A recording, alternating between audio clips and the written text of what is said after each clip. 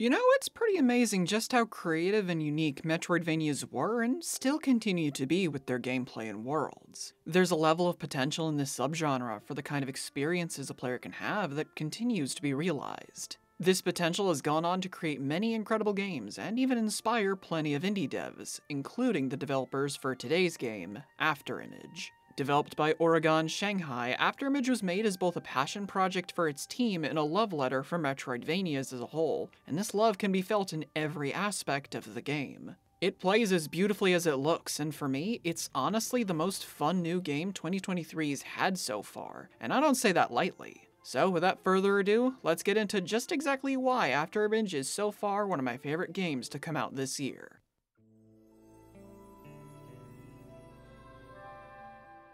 Afterimage takes place in the world of Engarden, years after an event known as the Raising, an overly ambitious war humanity waged against the Goliaths that resulted in a massive explosion that ended both the war and the Age of Man. Our protagonist Renee lost her memories during the event and was taken in by a mage named Eros. Many years later, Renee goes on a journey to find Eros after her village was destroyed and her master was taken by a mysterious person in a cloak. The story of Afterimage is something I'm a bit mixed on. While I can see just how much love and passion the developers put into the world of Engarden and its interesting lore, the actual story is kind of hard to follow. There's a lot going on here, and Afterimage doesn't dedicate enough time to making sure the player will totally understand what's going on and why, which can make it hard to really get invested in the story. At the very least, Renee, her partner Ifrit, and the other side characters had some charm to them, but it's a shame Afterimage's story has the issues it does, especially since it's my only major issue with the game. The presentation for the world and its inhabitants are absolutely gorgeous, though. Engarden is beautifully and lovingly hand-drawn, with not one area in the game being a visual low point for me, and all of the enemies and character sprites look incredible. Afterimage's soundtrack is handled just as well, with each song perfectly fitting each area, with some of my favorites being the themes for the Columns and the Sunken Sanctum, with the latter being outright my favorite song. I do have two criticisms for it, though. First off, while every character portrait looks very good, it does bother me that they don't seem to have one cohesive art style. Renee, her partner Ifrit, and a lot of the other side characters all look pretty different from each other in their portraits, and while this isn't a large problem at all, it's kind of weird that this is an issue in the first place. Secondly, and while I can't speak for every version of the game, I did run into some performance issues with the Switch version. Frame drops weren't an issue at all and weren't super noticeable, but I did have some weird moments where it seems like the game needed to reload everything in. None of this made the game harder to play in any kind of meaningful way, but with just how pretty Afterimage is, it's a pretty unfortunate problem. Beyond those though, I don't have any other issues with the presentation. It's incredibly well done and it adds a lot to the atmosphere and experience of exploring the world of Engarden. An experience that was already great thanks to just how fun exploration and even combat was.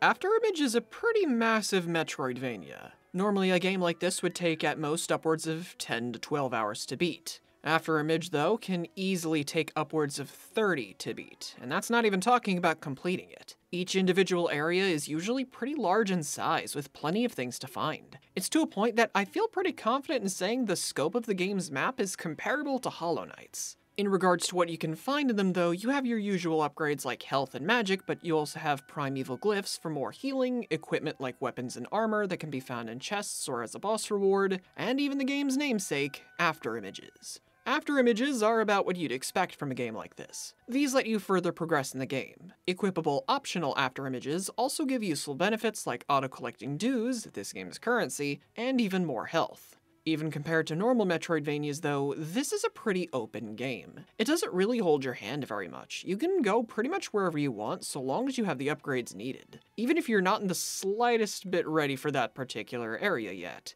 There were a few points where I walked into an area and eventually got completely destroyed by either an enemy or one of that area's bosses. And honestly, I like that the game gives you this kind of freedom. It's a great way to help lead the player along whatever path the developer intended them to take, while also letting them potentially grab some extra upgrades. What makes this level of freedom even better though is how many areas in the game are totally optional to go through if you just want to beat the game normally. There's a whole 6 areas that don't really need to be touched. At minimum, you'll only need to casually pass through 2 of them. This really puts into perspective just how large this game actually is. Whenever I thought I'd seen everything, I'd stumble across an entirely new area complete with more upgrades and equipment, its own bosses, and even a side quest or two. Heck, the game even has a grand total of 10 endings for you to see. 7 in the main game, and 3 you can only get in New Game Plus, which adds some nice replay value to the game. If I had to raise any kind of criticism towards the exploration though, it would have to be with an item called the resting potions. You see, like a lot of Metroidvanias, Afterimage lets you fast travel with its rest points, the confluences, but until you get an Afterimage that lets you teleport between special versions of them, you can only fast travel using a resting potion. Now, I was always careful enough that I always made sure to have some on hand, so it never annoyed me at all, but this does feel a bit like a middleman that should have been cut out.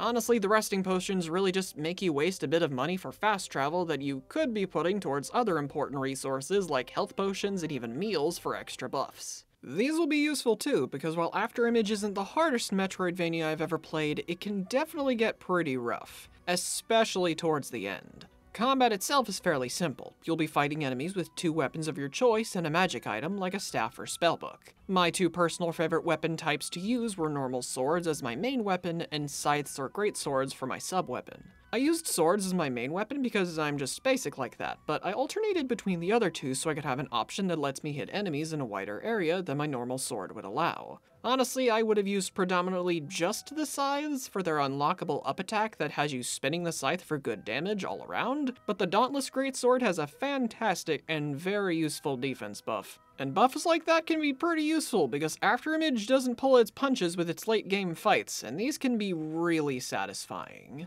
A good non-spoilery example would be the optional fight with the Crimson Hollow in Goliath Fall. He gave me a lot of trouble and it took me until pretty late into the game until I could actually beat him. He's big, hits really hard, and has some pretty wide attacks. It took a grand total of like 15 tries to beat him, but for a few reasons, it was well worth the time and effort. He drops the Crimson Cape Afterimage that lets you get past these red barriers, but as one final little note before I close this out, if you're a fan of Hollow Knight, it'll also let you see a pretty cool reference. I won't show it here for those of you who want to find it for yourselves, but speaking as someone who absolutely adores that game and is still eagerly awaiting its sequel, I had the biggest smile on my face when I found it.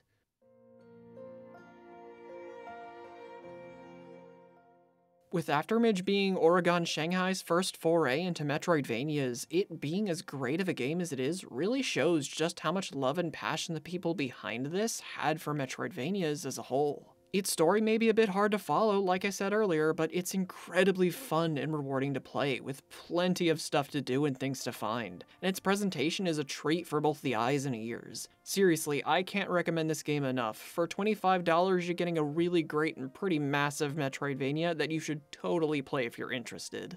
Honestly, I enjoyed this game so much, I'm kind of disappointed I couldn't find a reasonable way to make this video longer so I could talk about it more. Well, maybe if I'm lucky it'll get DLC like Hollow Knight did, so I can potentially make a follow-up video. Whether it does or not though, I'm excited to see more of whatever Oregon Shanghai makes in the future, because I absolutely loved my time with this game.